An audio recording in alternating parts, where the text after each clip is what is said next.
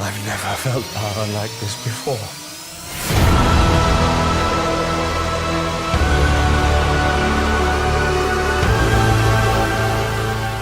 Hey everybody, welcome back to Review the Nerds. I'm Vincent. And I am Mike, and this is our X-Men Apocalypse pre-review, where we're going to go over our opinions and speculate based on the trailers and all the anticipation as leading up to this film's release. A huge fan of the animated series in the 90s. Oh my god, tell me that you do not hear that theme song today and still just get fucking Yeah, it's awesome stuff. I'm a huge follower of the comics also, like Wolverine especially, mostly targeting him. He's definitely one of my favorite superheroes. This trailer basically re-showed us a lot of what we were already seeing in the previous trailers. Apocalypse shows up, he's played by Oscar Isaac, which I was glad was actually... Good casting choice, though his makeup could use a little work. I've heard the comparisons to Power Rangers baddie Ivan Ooze. I like how he's playing it against what you'd expect, though. Like, Tom Hardy as Bane is an interesting juxtaposition to bring a wise old man presence to a physically intimidating villain. It makes Apocalypse appear more world-weary and ancient and wise. It definitely helps with the manipulative nature of the character. He's appearing to mutants who are exposed, afraid, and lost. They're looking to anyone to understand them and to guide them. You are all my children, and you're lost because you follow blind leaders. Also, we see him get more intense in certain moments in the trailer, like unleashing his wrath upon the world. I'm thinking that at some point his mutant followers see him for what he is, and some of them will turn on him. The idea of false leaders brainwashing followers into committing atrocities. This is part of the movie that interests me. I am on board with the Apocalypse manipulation game that's going on in here. We've seen the Four Horsemen before. What interesting about this trailer is that I thought that perhaps Apocalypse was using some level of mind control to bring Magneto onto the team. Like, I can maybe see some of the others, him bringing them in just on like a speech or something alone. But it appears that Magneto did this of completely free will and because of some... Well, the last trailer implied that he was being manipulated. Oh God, he can control all of us. But this one implied that he was doing it because he's lost all touch with his humanity, because apparently he had a family we didn't know about that was killed. Don't join them. Whatever it is you think you saw in me, I buried it with my family. I think we have enough motivation with this character already in the established history, like the whole thing with his family in the concentration camps. I just don't feel like we need any more tragedy. Yeah, I mean, he's Magneto. Does he need a reason to want to destroy humanity and have mutants? Does Quicksilver's mom die or something? No, I don't think that's what he's... I think that's another family. I think he really gets around, doesn't he? I really don't think he needs any more tragedy in his life to motivate his decisions. I think that we have enough established. Yeah, I mean, because in Days of Future Past, we saw that he really doesn't become anything close to a hero until, like, him and Charles, resolve their issues. But in the future timeline, not in the past, by the way. In the future timeline, yes, which is still a rare thing for Magneto to go that far. But, yeah, he's still Magneto. At the end of the day, he's going to do what he thinks is best for mutant kind, but, he doesn't really need any other motivation. He's been set since he was 10 years old as to what he wants to do. Yeah, it seems unnecessary. I have to cover something that, as an X-Men fan, is really irritating to me. Freaking Jennifer Lawrence's Mystique. I think Jennifer Lawrence is a fantastic actress. Don't get me wrong. She has impressed me time and time again. She's a beautiful person, also, obviously. Her Mystique is kind of a blasphemy to the character and to the universe. There's times where she's gray in the comics. Usually it's for her own, purposes. It's usually to benefit her in some way. They have not only taken a villain and made the villain into a hero, they've also made her the freaking leader of the X-Men. They took him. Raven, the world needs the X-Men. I'm not a hero. Students look up to you. If I'm going to teach your kids something, I'm going to teach them how to fight. Just because Jennifer Lawrence plays Katniss Everdeen in The Hunger Games, they think they need to cater to her fan base and be like, oh yeah, now she's a good guy, now she's a hero. Yeah. Oh.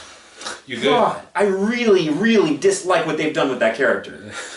Basically, I actually agree with Mike. I mean, I'm a huge Jennifer Lawrence fan. I mean, she's had me for years now. I think she's a fantastic actress. But Mystique is not meant to be that type of character. You know, I mean, they've tried before, like they said in X-Men 3, Storm was given, the team was kind of given over to Storm, even though also it seemed at the end of the movie that her and Wolverine shared the leadership of the team, like in the final battle.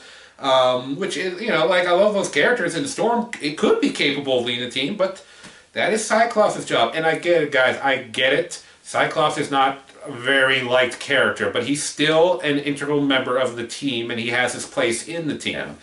Now, why they are doing this is just simple. Jennifer Lawrence, Jennifer Lawrence. She's one of the a few A-list stars that we have in this country. They're clearly bringing Katniss into Mystique. Yeah, I mean, her name brings in the people, all right? That's why they're giving her another prominent role in this film. Not because it's a good idea to make Mystique the leader, but just because Jennifer Lawrence will bring in more people regardless of whether they're X-Men fans or not. I call that a gimmick. Yeah, no, it's definitely, no, they're using her name to push the movie, when I think it would have been a lot more interesting to this to be a movie about, like, I mean, if it looks like Professor Xavier is going to get taken out, at latest, maybe midway through the film, at latest, and it's going to be relying on the team, but, I mean, why not have Beast? He's a veteran member of the team and a teacher now at this point in the timeline, it would appear, or, you know, just maybe have, like, the new team be like, this is their first mission, they're a bunch of young kids, they're not fully trained, but now it's up to them to save the planet.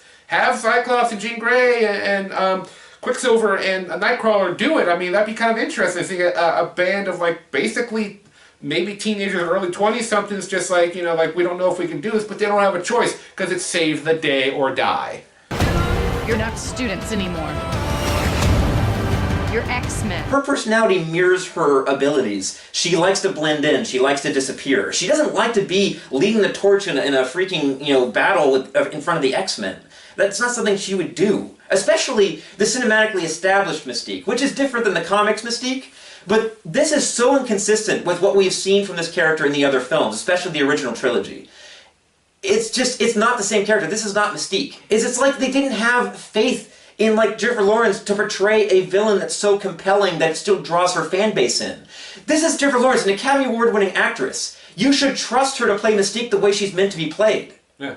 They could have had her be one of the Horsemen and, like, have Apocalypse supercharge her power so now she can basically transform into, like, a giant fucking dragon or something. That would have been kind of interesting, huh? This also takes something away from Professor Xavier. We have never seen in this new trilogy Professor Xavier really be himself. Like, in the first movie, he was too green. He was fresh, you know, on it. He was too young to really have that kind of wisdom. Second movie, he was a drug-addicted hippie, pretty much. He still wasn't at his full game yet. Yeah, still good character development. Good character development. But this third movie, finally, we get to have a chance to see Xavier really be the Professor. And even the advertisements and the other teasers teased him being the Professor we all know. He's in the suit, he's bald, you know, he gives that fierce gaze of a man who's in charge with wisdom and stuff like that. And just to satisfy the Katniss fan base, they're going to just shove him out of the freaking movie midway through so that we can shove Katniss in this movie instead. I still think this can probably be a pretty good film. I just think there's going to be elements of it that are probably hold it back from being a fantastic one. Yeah, at first it was announced that Hugh Jackman was not going to be in this film at all. And then not too long ago they revealed that, oh, yeah, we're throwing him in there. Now, basically what they did at the end of the trailer is what they did at the end of the Civil War trailer that we've seen previously where Spider-Man shows up at the end. Fox saw the Civil War trailer and like, let's use that technique with Wolverine. Well, you've been busy. We had a little help.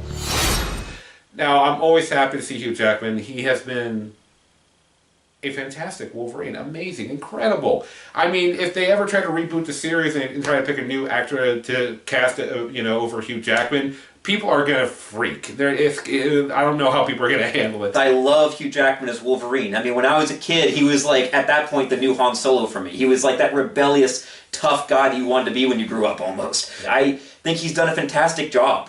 So my issues with him being in this movie has nothing to do with Hugh Jackman or the characters. I love both. Yeah. But the series has just relied on that character so much to hold them up. Yeah. I mean, we've seen before in a film that you don't in previous films that you don't need Wolverine to make a good X-Men movie. I really liked First Class. He has a small cameo in it, but that's it. I thought First Class was a really good movie. And if First Class hadn't done well, I don't think Days of Future Past probably would have happened, or at least not for a long while. It might have been held off. But yeah, I mean, what role is he going to have? Is he just going to have a quick cameo in there where he comes in and helps them out and kill? And this worries me, actually, because what I'm seeing in that trailer at the end, what it implies to me, is that the action, in one way or another, takes the X-Men to the Weapon X facility. And he just so happens to be going through his transformation at the same time. It's like, so you're going to cram in his origin, Weapon X, adamantium transformation, connected to another action thing that's happening? It is possible for them to tie in Wolverine back into things, because with Mystique, at the end of Days of Future Past, we see Mystique takes on the form of Stryker, the man behind the Weapon X. There's not really a reason to include him. If this was leading into a whole new trilogy of movies, I would get it. And at that point, you should also recast Wolverine if you're going to do that, because Hugh's about to quit. But if you're going to reintroduce Wolverine just to have it be the last film, why bother? Like, I don't even understand why bother. Yeah. I mean, is it, like I said, because at the end of Days of Future Past, is it more than possible for them to link it in because of Mystique and her taking the Stryker's form? Yes, it's more than possible. But is it necessary? No. I want to see Old Man Logan and have it be done. Yeah, I'm looking forward to the last solo Wolverine movie. I'm totally on board with that. But there's so many compelling X-Men characters that are being overshadowed and constantly pushed to the side in favor of, in the original trilogy, and in this one somewhat, Wolverine, and this new trilogy, Mystique. It's like we have so many characters left to explore. And you guys just keep giving them all the screen time. I know that they're big names, I know that everyone loves them, but I still want to see Gambit come into play. I would really have loved to have seen him get involved. And I don't know, I really like Apocalypse as a villain, and I've always wanted to see him done cinematically, and Oscar Isaacs is a great choice. I'm totally on board with the threat in this film. My issues all rely on the overuse of mostly Mystique and, you know, the cramming in of new origins for Magneto with this backstory family thing, and Wolverine now is re-exploring his origins. I don't feel like any of that is necessary. I think it overshadows other things that would be more interesting to explore. Yeah.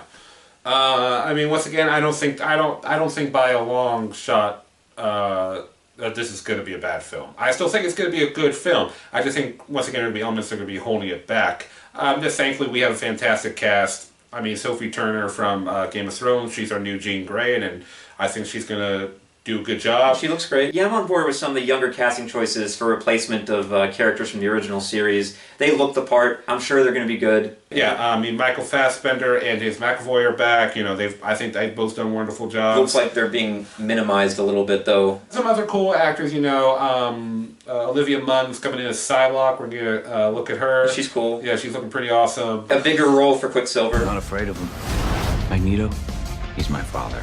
What? Him and my mom, they did. No, I know. Everybody wanted that so bad after Days of Future Past. So, guys, we got Quicksilver back in a bigger role. I'm not too familiar with the actress playing Storm or the actor playing Nightcrawler. I'm interested to see how well they're going to do. I mean, because they're all very important characters. And then we also have Archangel. I mean, what we see in the trailer, based on the visuals, is once again the whole city destroying and dissolving away. They're trying to give this grand, epic scale to it. Making this a global threat with massive disaster movie-like destruction. Hopefully the characters don't get lost in all this impressive carnage and effects, though. It's one of the selling points of this series is the focus on character. There is just something about this movie that doesn't grab my interest the same as the other movies in this series have. Like, Days of Future's Past, the first trailer I saw for that, I was like, oh yes! Yeah. Give it to me! Give it to me! I mean, I'm still definitely going to check this out. It's still an X-Men movie, and Bryan Singer is at the helm directing it. He's got a good track record with this series. He's done the best entries, in my opinion, in the X-Men movies so far. So I guess I should have a little faith. There's a good chance it's going to be great.